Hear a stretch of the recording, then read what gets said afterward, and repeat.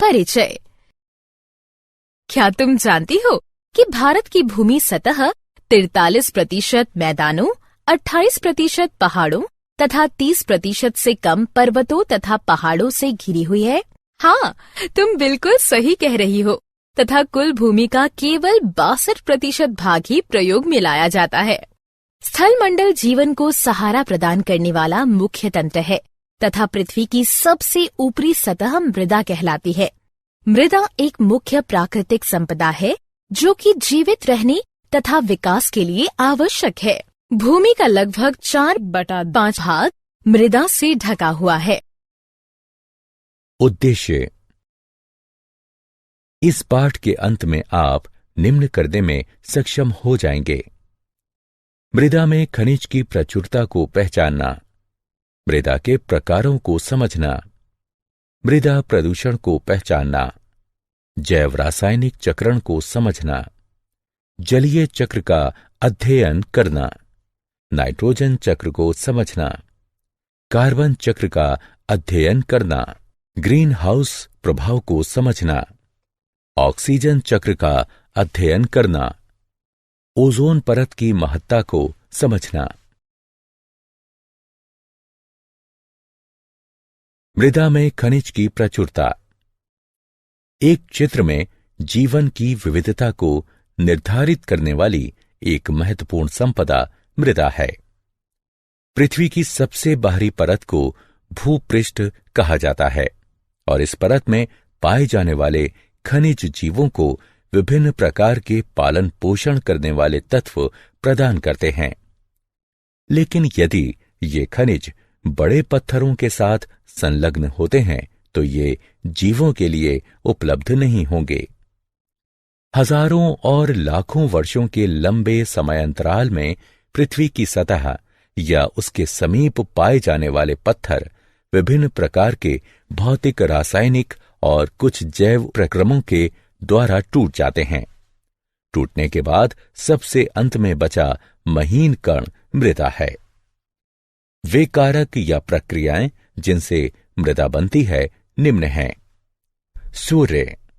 सूर्य दिन के समय पत्थर को गर्म कर देता है जिससे वे प्रसारित हो जाते हैं। रात के समय ये पत्थर ठंडे होते हैं और संकुचित हो जाते हैं क्योंकि पत्थर का प्रत्येक भाग असमान रूप से प्रसारित तथा संकुचित होता है। ऐसा बार बार होने पर पत्थर में दरार आ जाती है तथा अंत में ये बड़े पत्थर टूटकर छोटे छोटे टुकड़ों में विभाजित हो जाते हैं। जल मृदा के निर्माण में दो प्रकार से सहायता करता है। पहला, सूर्य के ताप से बने पत्थरों की दरार में जल जा सकता है। यदि यह जल बाद में जम जाता है तो यह दरार को और अधिक चौड़ा करेगा। दूसरा, बहता हुआ जल कठोर पत्थरों को भी तोड़ फोड़ देता है। तेज गति के साथ बहता हुआ जल प्रायः अपने साथ बड़े और छोटे पत्थरों को बहाकर ले जाता है। ये पत्थर दूसरे पत्थरों के साथ टकराकर छोटे छोटे कणों में बदल जाते हैं। जल पत्थरों के इन कणों को अपने साथ ले जाता है और आगे निक्षेपित कर देता है। वायु। जिस प्रकार जल में पत्थर एक दूसरे से टकराने के कारण टूटते हैं, उसी प्रकार तेज हवाएं भी पत्थरों को तोड़ देती हैं। वायु जल की ही तरह बालू को एक स्थान से दूसरे स्थान तक ले जाती है।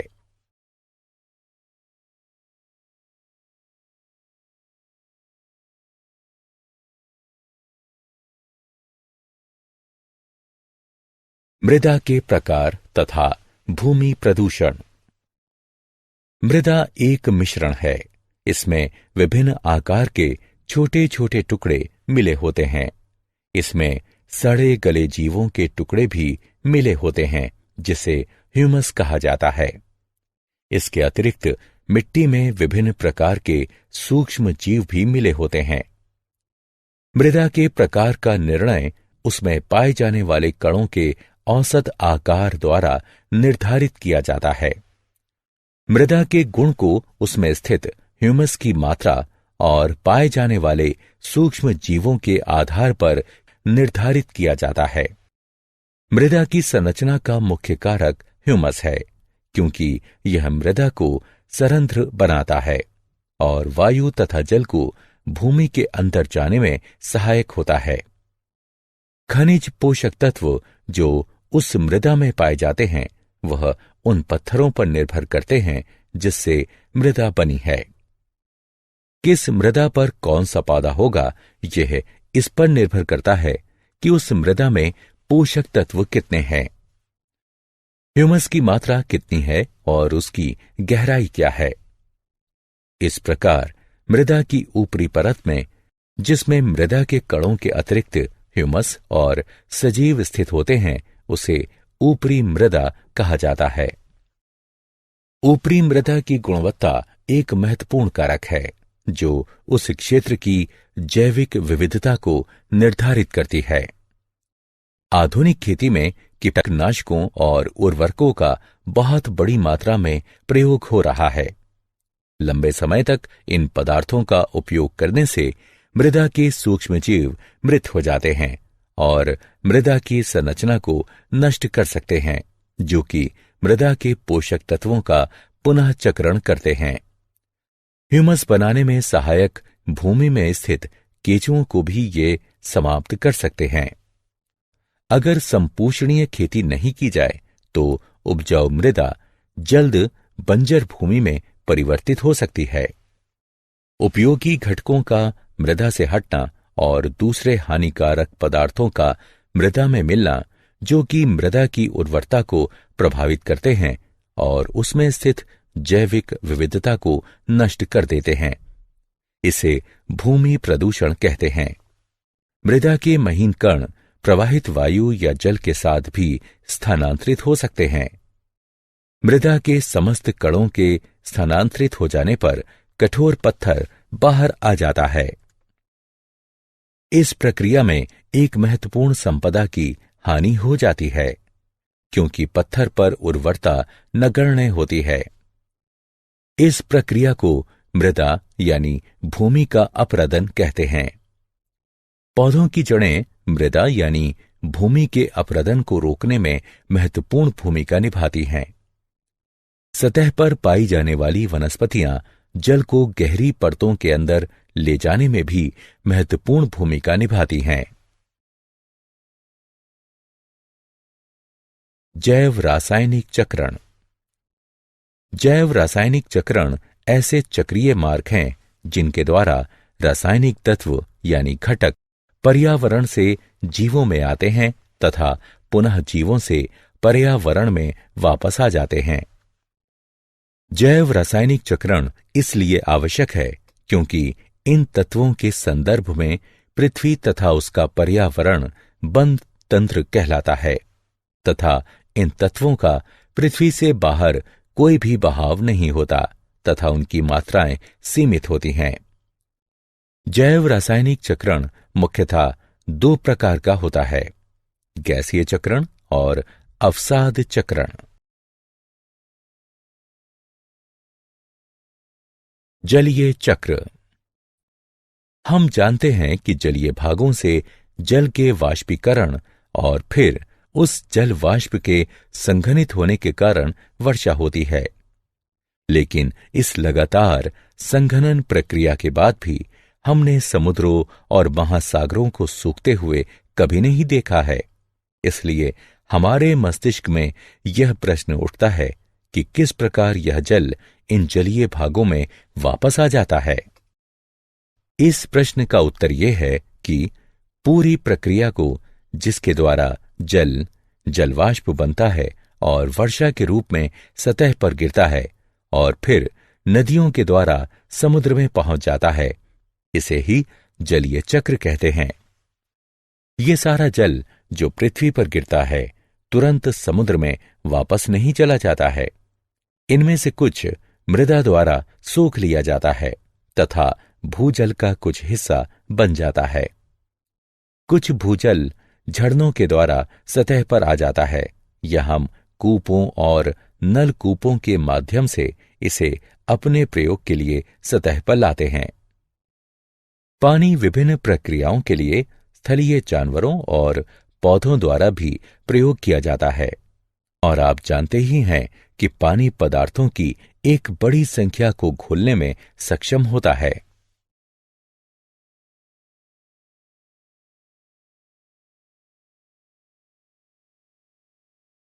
नाइट्रोजन चक्र। हमारे वायुमंडल का 78% भाग नाइट्रोजन गैस बनाती है तथा यह गैस जीवन के लिए आवश्यक अनेक अणुओं जैसे प्रोटीन, न्यूक्लिक अम्ल यानी डीएनए और आरएनए तथा कुछ विटामिनों का भाग है। नाइट्रोजन एल्केलाइड तथा यूरिया में भी पाई जाती है। नाइट्रोजन सभी जीव रूपों के लिए एक आवश्यक पोषक है। यद्यपि कुछ प्रकार के जीवाणु यानी बैक्टीरिया को छोड़कर दूसरे जीव रूप निष्क्रिय नाइट्रोजन परमाणुओं को नाइट्रेट्स तथा नाइट्राइट्स जैसे दूसरे आवश्यक अणुओं में बदलने में सक्षम नहीं हैं। नाइट्रोजन स्थिरीकरण करने वाले ये जीवाणु या तो स्वतंत्र रूप से रहते हैं या द्विबीजपत्री पौधों की कुछ स्पीशीज के साथ पाए जाते हैं।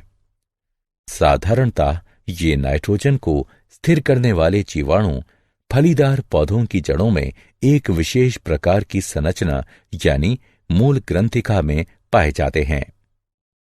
इन जीवाणु के अलावा नाइट्रोजन परमाणु नाइट्रेट्स तथा नाइट्राइट्स में भौतिक क्रियाओं के द्वारा बदलते हैं। बिजली चमकने के समय वायु में पैदा हुआ उच्च ताप तथा दाब नाइट्रोजन को नाइट्रोजन के ऑक्साइड में बदल देता है। यह ऑक्साइड जल में घुलकर नाइट्रिक तथा नाइट्रस अम्ल बनाते हैं और वर्षा के साथ भूमि की सतह पर गिरते हैं तथा इसका उपयोग विभिन्न जीव रूपों द्वारा किया जाता है। सामान्यतः पौधे नाइट्रेट्स तथा नाइट्राइट्स को ग्रहण करते हैं तथा उन्हें अमीनो अम्ल में बदल देते हैं, जिनका उपयोग प्रोटीन बनाने में होता है। कुछ दूसरे जैव रासायनिक विकल्प हैं जिनका प्रयोग नाइट्रोजन वाले दूसरे जटिल यौगिकों को बनाने में होता है। ये प्रोटीन और अन्य जटिल यौगिक जंतुओं द्वारा खपत की जाती है। जब जंतु या पौधों की मृत्यु हो जाती है तो मिट्टी में मौजूद अन्य जीवाणु विभिन्न यौगिकों में स्थित नाइट्रोजन को नाइट्रेट्स तथा नाइट्राइट्स में बदल देते हैं। अन्य तरह के बैक्टीरिया इन नाइट्रेट्स तथा नाइट्राइट्स को नाइट्रोजन तत्व में बदल देते हैं। इसी प्रकार प्रकृति में एक नाइट्रोजन चक्र होता है जिसमें नाइट्रोजन वायुमंडल में अपने मूल रूप से गुजरता हुआ मृदा और जल में साधारण परमाणु के रूप में बदलता है तथा जीवित प्राणियों में और अधिक जटिल यौगिक के रूप में बदल जाता है। फिर यह साधारण परमाणु के रूप में वायुमंडल में वापस आ जाता है। कार्बन चक्र। कार्बन पृथ्वी पर बहुत सारी अवस्थाओं में पाया जाता है। ये अपने मूल रूप में हीरा और ग्रेफाइट में पाया जाता है। यौगिक के रूप में यह वायुमंडल में कार्बन डाइऑक्साइड के रूप में विभिन्न प्रकार के खनिजों में कार्बोनेट और हाइड्रोजन कार्बोनेट के रूप में पाया जाता है, जबकि सभी जीव रूप कार्बन आधारित अणुओं जैसे प्रोटीन, कार्बोहाइड्रेट्स, वसा, न्यूक्लिक अम्ल और विटामिन पर आधारित होते हैं। बहुत सारे जंतुओं के बाहरी और भीतरी कंकाल भी कार्बोनेट लवणों से बने होते हैं। प्रकाश संश्लेषण की क्रिया जो सूर्य की उपस्थिति में उन सभी पौधों में होती है जिनमें कि क्लोरोफिल होता है, इस मूल क्रिया द्वारा कार्बन जीवन के विभिन्न प्रकारों में समाविष्ट होता है। यह प्रक्रिया वायुमंडल में या जल में घुले कार्बन डाइऑक्साइड को ग्लूकोज अणुओं में बदल देती है।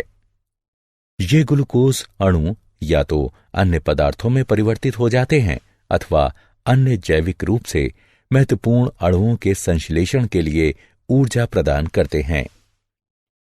जीवित प्राणियों को ऊर्जा प्रदान करने की प्रक्रिया में ग्लूकोज का उपयोग होता है।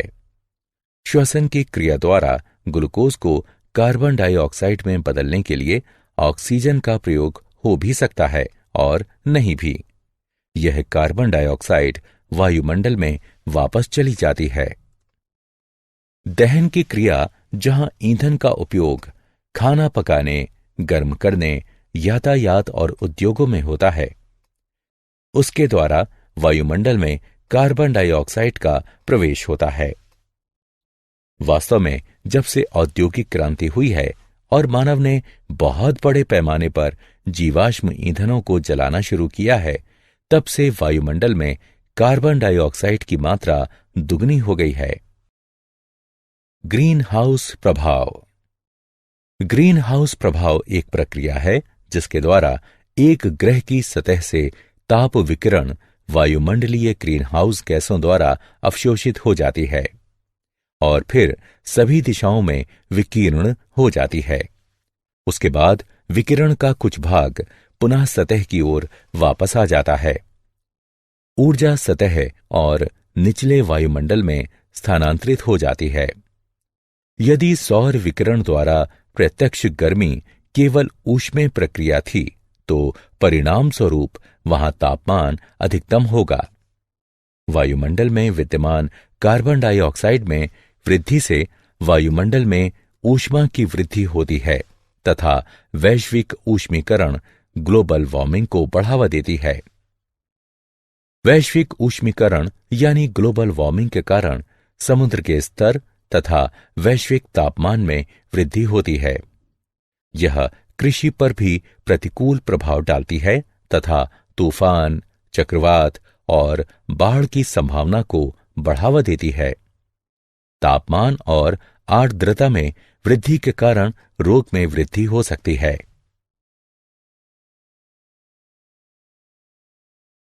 ऑक्सीजन चक्र।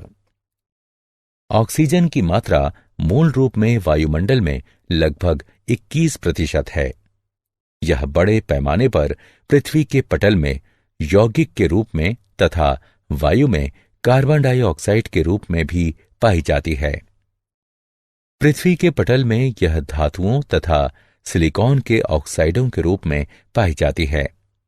यह कार्बोनेट, सल्फेट, नाइट्रेट तथा अन्य खनिजों के रूप में भी पाई जाती है। यह जैविक अणुओं जैसे कार्बोहाइड्रेट्स, प्रोटीन, न्यूक्लिक अम्ल और वसा अथवा लिपिड का भी एक आवश्यक घटक है। ऑक्सीजन चक्र वायुमंडल में ऑक्सीजन की मात्रा को संतुलित रखता है। वायुमंडल में ऑक्सीजन का उपयोग 3 प्रक्रियाओं में होता है, जिनके नाम हैं श्वसन, दहन तथा नाइट्रोजन के ऑक्साइड के निर्माण में। केवल एक प्रमुख प्रक्रिया द्वारा ही ऑक्सीजन पुनः वातावरण में लाई जाती है। वह प्रक्रिया प्रकाश संश्लेषण है। ओजोन परत। ऑक्सीजन सामान्यतः एक द्विपरमाणविक अणु के रूप में पाई जाती है। यद्यपि वायुमंडल के ऊपरी भाग में ऑक्सीजन के 3 परमाणु वाले अणु भी पाए जाते हैं। इसका सूत्र O3 होता है तथा इसे ओजोन कहते हैं। ऑक्सीजन के सामान्य द्विपरमाणविक अणु के विपरीत ओजोन विषैला होता है। हम भाग्यशाली हैं कि ओजोन पृथ्वी की सतह के नजदीक स्थिर नहीं रह पाता है। यह सूर्य से आने वाले हानिकारक विकिरणों को अवशोषित करती है। इस प्रकार ये उन हानिकारक विकिरणों को पृथ्वी की सतह पर पहुंचने से रोकती है, जो कि कई जीव रूपों को हानि पहुंचा सकते हैं। हाल ही में ये पता चला है कि ओजोन परत का ह्रास होता जा रहा है। मनुष्य के द्वारा बनाए गए विभिन्न प्रकार के यौगिक जैसे क्लोरोफ्लोरोकार्बन यानी CFC वायुमंडल में स्थित अवस्था में उपस्थित हो जाते हैं। CFC यानी क्लोरीन तथा फ्लोरीन युक्त कार्बन यौगिक हैं। ये बहुत स्थायी होते हैं तथा किसी जैव प्रक्रिया द्वारा भी विघटित नहीं होते हैं। एक बार जब वे ओजोन परत के समीप पहुंचते हैं, वे ओजोन अणुओं के साथ प्रतिक्रिया करते हैं। इसके परिणाम स्वरूप ओजोन की परत में कमी आई और हाल ही में अंटार्कटिका के ऊपर ओजोन परत में छिद्र पाया गया। ओजोन परत के और भी अधिक क्षीण होने के कारण पृथ्वी पर जीवन पर पड़ने वाले प्रभावों के विषय में कल्पना करना भी कठिन है। अतः बहुत लोगों के विचार में ओजोन की परत के क्षीण होने की प्रक्रिया को रोकने के प्रयास आवश्यक हैं। अतः लोगों को ओजोन परत के भविष्य में होने वाले क्षय को रोकने के लिए प्रतिबद्ध होना चाहिए। क्या आप जानते हैं, पिछले कुछ दशकों से प्रत्येक वर्ष दक्षिणी हेमिस्फीयर शीत के दौरान क्लोरीन तथा ब्रोमीन की रासायनिक अभिक्रियाओं से दक्षिणी ध्रुवीय भाग में ओजोन परत का क्षय काफी तेजी से हो रहा है। इस क्षय वाले भाग को ओजोन छिद्र कहते हैं। ओजोन छिद्र का आकार नक्शे के कुल ओजोन कॉलम को मापकर किया जाता है।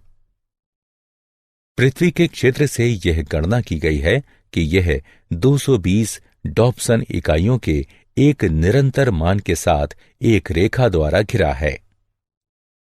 ऐतिहासिक परीक्षणों में 1979 से पूर्व अंटार्कटिका के ऊपर जब ओजोन का मान 220 डॉप्सन इकाइयों से कम पाया गया, तब से 220 डॉप्सन इकाइयों का मान निर्धारित किया गया।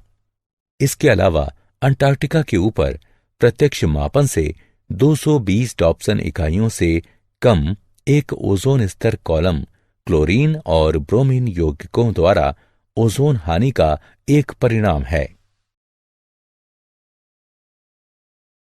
सारांश। आइए हमने जो कुछ सीखा है उसे संक्षेप में दोहराएं। विभिन्न प्रकार के पोषक तत्व चक्रीय रूपों से पुनः उपयोग किए जाते हैं। इस कारण जैवमंडल के विभिन्न घटकों में एक निश्चित संतुलन स्थापित होता है। वायु, जल तथा मृदा का प्रदूषण जीवन की गुणवत्ता और जैव विविधताओं को हानि पहुंचाता है। हमें अपनी प्राकृतिक संपदाओं को संरक्षित रखने की आवश्यकता है और उन्हें संपोषणीय रूपों में उपयोग करने की आवश्यकता है।